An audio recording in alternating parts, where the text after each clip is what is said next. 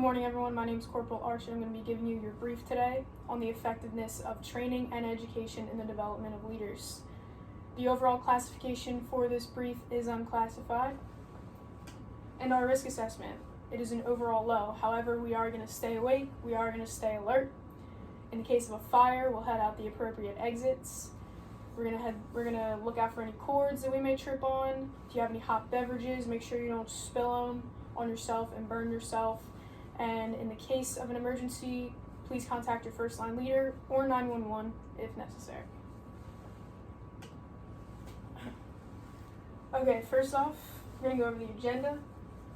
So the agenda for this brief is we're gonna hit a quick introduction, then we'll define what training is, then we'll go into the definition of education, and then I'll talk about how both put together are the most effective method to train to develop leaders. Then we'll hit a quick summary, and then I'll ask for any questions at the end. So for the introduction, training isn't the only way to develop our leaders. I know when most people think of the military, and before I even joined, we all thought training. That's what's needed for developing soldiers, leaders, everybody in the military. However, it's not the only way, and it's by itself not the best way, it turns out. On the other hand, education has been overlooked for many years as a necessary tool to help develop leaders. Using one or the other, so using just training or just education by themselves, isn't the best method. Both have to be used together in what is considered a holistic process. This holistic process is continuous as well. It includes training and education throughout a future leader and leader's career, and they also talk about how experience plays into that too. So the experience you gain over the years through your career will also go into developing you as a better leader as you go on. So what is training? Training is what teaches you how to function in whatever your specific leadership role will be.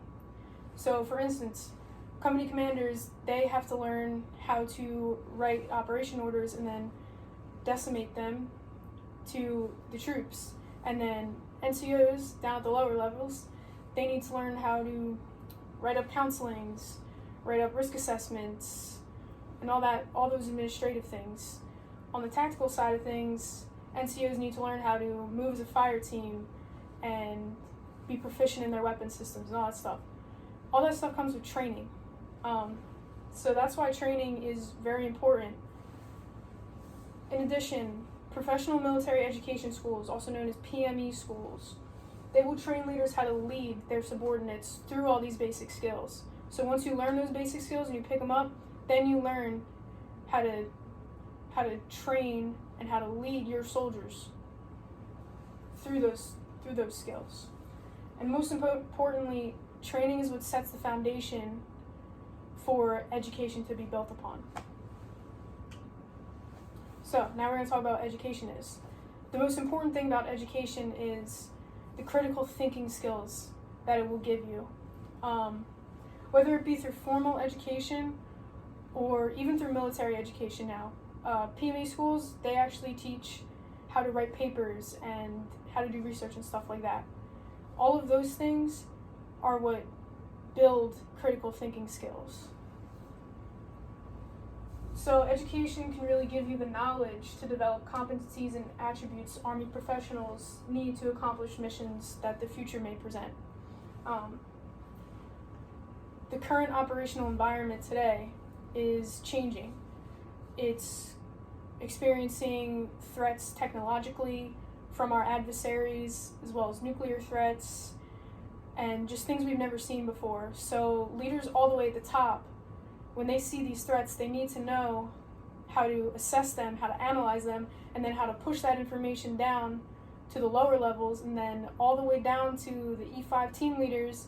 They need to understand how to help their teams adapt to whatever that threat may be. And it's constantly changing. So adaptability and that judgment and that anticipation that's built through critical thinking is really important for leaders to have. So this is the LRM. A lot of these attributes, pretty much all these attributes and competencies, are developed through not just training but education. So as you can see, things like the Army values and the warrior ethos and stuff like that, you go to basic training and they drill that stuff into your head.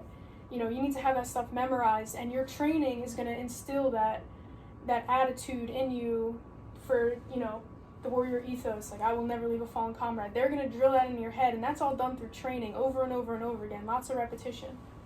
But then something like, also under character, you have empathy.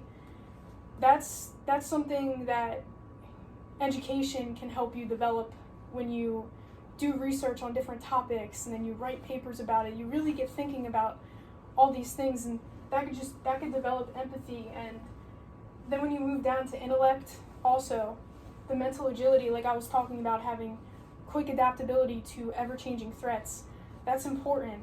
And education and the critical thinking, I keep saying it over and over again, but that's really the most important key, will help develop all these attributes and competencies. So, education and training together. We just went over how the LRM is really fully developed with a combination of training and education. The Army also promotes this program today called STEP. It stands for Select, Training, Educate, and Promote. One of the things that this program implemented along with it was PME schools, professional military education schools. So like BLC, ALC, all the schools you need to take to achieve the next rank, they are required now in order to meet that rank, to get that rank. That being said, the curriculum and the graduation requirements for those PME schools have changed. They've become more education focused. They teach you how to write papers, they teach you how to do research, and they teach you how to have that mental agility and that good judgment in order to lead your team. So well-rounded leaders through this process are equipped to handle constantly changing global security climates. The global security climate we're facing today, like I said, is presenting brand new threats. One of those threats being technological, and more specifically, something I read about was information warfare. Basically what that is, the enemy, they can attack your information systems, so your comms, your internet, whatever it may be. When that stuff gets attacked, that's an all hands on deck type thing. Everybody needs to know how to adapt to that and to take charge of that. This can happen overseas or even domestically at home station units. So once that hits, leaders need to know how to adapt to something like that right on the spot. That's not something you can waste your time for, and that's a threat we've never faced before either. So that's why those critical thinking skills and the training is important. So in summary, we first define training as that necessary tool that sets the foundation with the tactical training and the administrative training that a leader does need to be able to function in their specific role. If a company commander doesn't know how to give out operation orders, then no one's going to understand what the mission is. Nobody's going to understand the logistics of any mission. It's important that gets handled and that gets taught. Then we defined education. Education is what instills that mental agility, that good judgment, that innovation, that creativity, and most importantly, that critical thinking that all leaders need in order to be successful in this operational environment today. We also identified the fact that neither should be isolated in order to develop leaders. You can't have one without the other if you want good leadership development. And we also covered how leadership development is a holistic process, and it's also a continuous process that happens throughout somebody's Army's career. Leadership development can't happen overnight. That's why we need both training, education, and even experience in there in order to make more effective leaders. So, do I have any questions at this time? This concludes my brief.